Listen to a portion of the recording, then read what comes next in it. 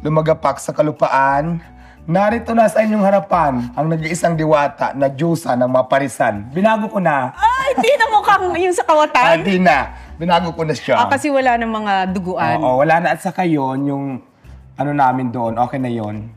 Oo, kasi yung nagsumaksak daw sa'yo, nagtatrabaho na. Yes. Nakamove na kaming lahat doon. Nasa akin ngayon.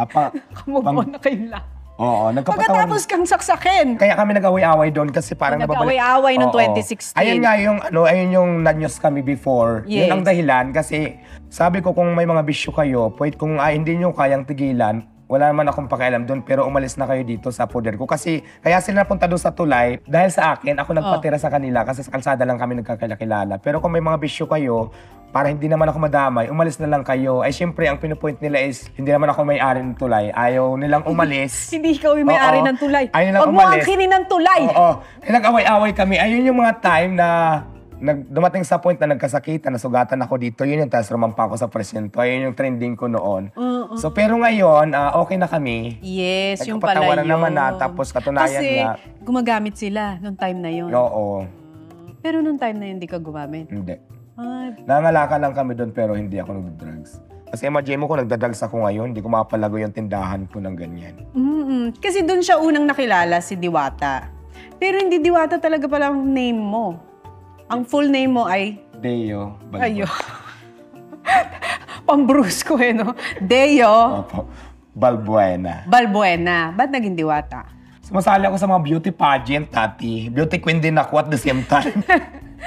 Beauty queen, okay. Oo. Ano mga Dalagita days? Oo. Marami kasing klase ang pageant. Meron mga Miss Gipang Kalawakan, may Ito. mga... Nag-showtime ka din dati. Okay. Nag-show din ako dati sa kay Kuya Will. Doon na-discover niya ako. Gay beauty queen yung kategory. Tapos parang doon na yung Diwata ko. Tapos wala na, yun na yun. Yun na yun. Tapos hindi makatagal doon, saglit lang. Kasi si Diwata ay talagang tubong at pinanganak sa Samar. Yes po. Diba? Opo. Tapos, ang trabaho ng nanay at tatay mo noon sa Samar? Farmers sila. Actually, yung tatay ko wala na, mother na lang. Dati yung kapatid ko nagtatrabaho dito sa Manila. So parang na-curious ako sa pag umuwi sila.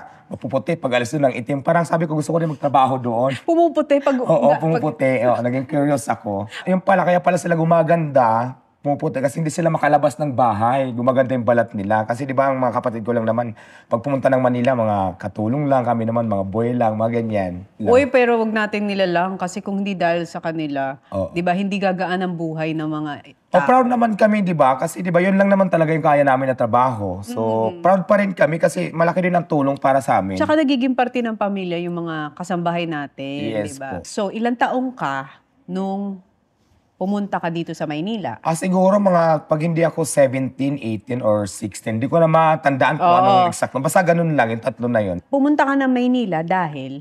Para magtrabaho.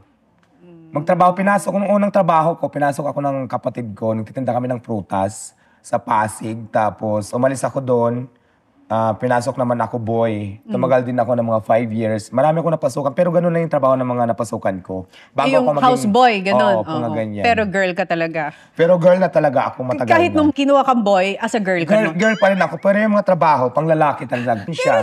Nagtatrabaho ka, ino-all out mo na gay ka, hindi pa? Hindi pa masyado, pero gay na talaga ako. Yung nga lang kasi, nasanay ako sa ganong style kasi yung tatay ko, galit sa akin dahil... Nabugbog ka? Oo, dahil sa probinsya namin, 4 kami magkakapatid, puro babae lahat, bunso ako. Parang junior sana ako. Ay. Kaya parang yung father ko, hindi niya matanggap na maging bakla pa. Ako naman, nagpapanggap ako na kunwari lalaki, pero deep inside, babae din talaga ako. So, nabubugbog?